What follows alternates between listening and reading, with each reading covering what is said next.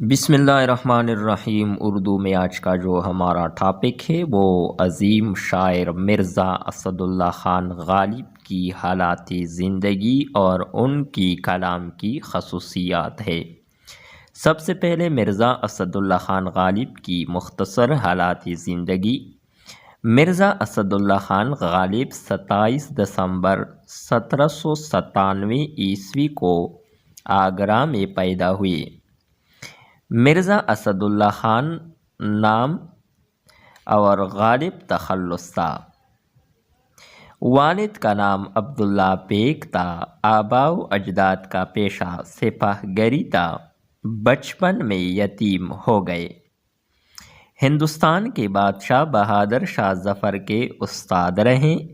غالب کی آمدنی معقول تھی لیکن فضول خرچ بہت زیادہ تھے۔ 1857 عیسوی کی جنگ آزادی میں اس کے بے شمار رشتہ دار اور دوست قتل ہوئے۔ باقی عمر ان کا غم کرتے رہے۔ مرزا اسد اللہ خان غالب 15 فروری 1869 عیسوی کو دہلی میں وفات پا گئے۔ مرزا اسد اللہ خان غالب کی شاعری کی خصوصیات۔ مرزا غالب کی شاعری اردو ادب کی آبرو کہلاتی ہے۔ وہ اردو کے ساتھ ساتھ فارسی زبان کے بہت بڑے اسکالر اور شاعر تھے۔ دنیا کے بڑے بڑے شاعروں میں انہیں شامل کیا جاتا ہے۔ غالب کی شاعری کی خصوصیات میں پہلی نمبر پر مشکل پسندی ہے۔ یہ یاد رکھیں کہ وہ ایک مشکل پسند شاعر تھا۔ فارسی کے شاعر بیدل سے بہت متاثر تھے، جس کی وجہ سے ان کے نوبہ نو اور نادر الامثال تشبیہات اور استعارات کا استعمال زیادہ کرتے تھے اور لوگ سمجھنے میں غرابت اور دقت محسوس کرتے ہیں۔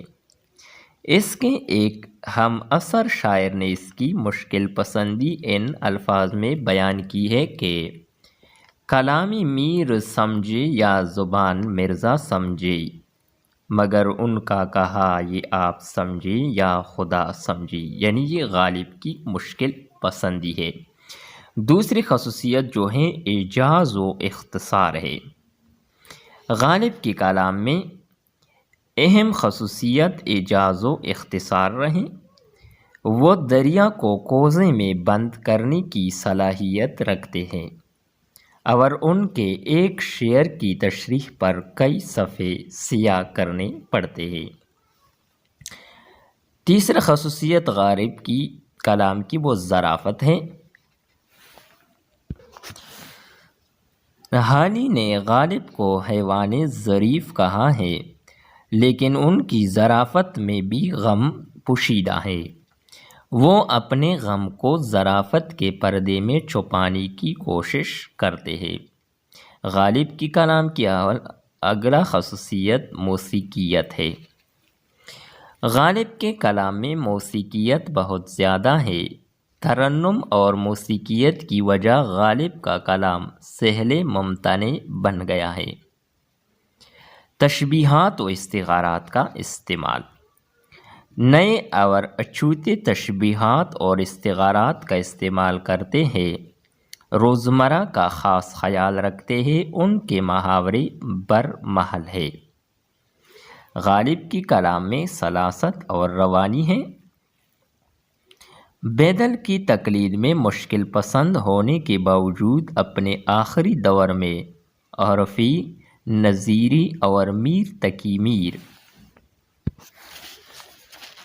کی طرح شگفتہ اور سلیس انداز اختیار کیا اور نسبتاً آسان زبان میں شاعری کی اور بعض مشکل اشعار کو تلف بھی کیا۔